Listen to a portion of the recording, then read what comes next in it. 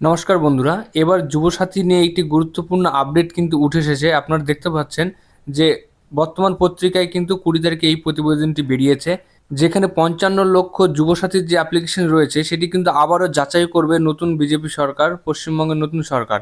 তারপর যাচাই করানোর পরেই কিন্তু প্রতি মাসে যে 3000 টাকা করে সেটি কিন্তু ঢুকবে, এমনটা কিন্তু বলা হয়েছে। এবার এই যে 55 লক্ষ যুবসাথী অ্যাপ্লিকেশন রয়েছে, তাদের কিভাবে যাচাই করানো হবে, পুরো তথ্য কিন্তু এখনও আসেনি। সেটি কিন্তু অর্ডার আকারে প্রকাশিত হবে, তারপরে কিন্তু আপনারা জানতে পারবেন। যাই হোক, গতকালের এই বর্তমান পত্রিকার প্রতিবেদনে যুবসাথী নিয়ে কী লেখা হয়েছে সেটি কিন্তু আপনাদের সামনে তুলে ধরছি।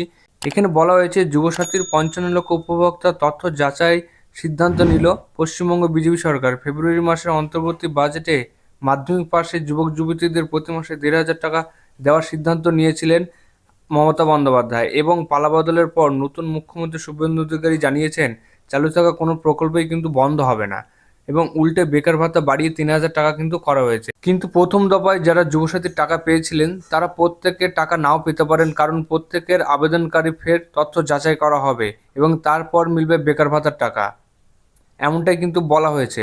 কেননা এই যে কম সময়ের মধ্যে যে 55 লক্ষ যুবসাথী অ্যাপ্লিকেশন নেওয়া হয়েছে এবং পেমেন্ট করা হয়েছে, এই কম সময়ে কিন্তু এই তথ্য কিন্তু যাচাই করা হয়নি, অ্যাপ্লিকেশনগুলি কিন্তু যাচাই করা হয়নি, এমনটাই কিন্তু মনে করছেন নতুন বিজেপি সরকার।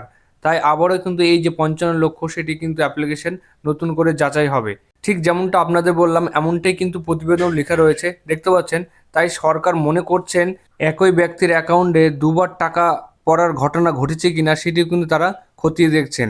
এবং এই যে 2 মাসের টাকা দেওয়া হয়েছে, সেখানে কিন্তু প্রায় প্রতি মাসে 800 কোটি টাকা করে খরচ হয়েছে, এমনটা কিন্তু জানিয়েছে। এই প্রতিবেদনে দেখতে পাচ্ছেন যে প্রতি মাসে এর খরচ কিন্তু 800 কোটি টাকা, যেটি কিন্তু এবার প্রায় 1600 কোটি টাকা হতে চলেছে। কেননা এবার কিন্তু 3000 টাকা করে যে যুবসাথীর টাকা বা যুবশক্তির টাকা দেওয়া হবে, এমনটাই কিন্তু ঘোষণা করেছেন নতুন বিজেপি সরকার। যাই হোক, পোর্টালটি শুরু হওয়ার পরেই কিন্তু আপনারা সেখানে সমস্ত তথ্যই দেখতে পাবেন। লক্ষ্মীর ভাণ্ডারের মতো যে পুরনো যেগুলি বেনিফিশিয়ারি রয়েছে সেগুলি কিন্তু রিডাইরেক্ট হয়ে যাবে নতুন পোর্টালে। এবার নতুন পোর্টাল থেকে কিন্তু আপনারা নতুনভাবে অ্যাপ্লাইও করতে পারবেন।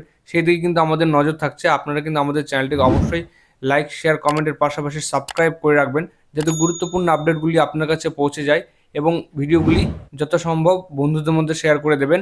কেননা সবারই কিন্তু ইনফরমেশনগুলি জানা খুবই দরকার। টাইমলি কীভাবে অ্যাপ্লিকেশন করবেন না করবেন সমস্ত বিষয় কিন্তু আমাদের চ্যানেলের মাধ্যমে তুলে ধরা হবে।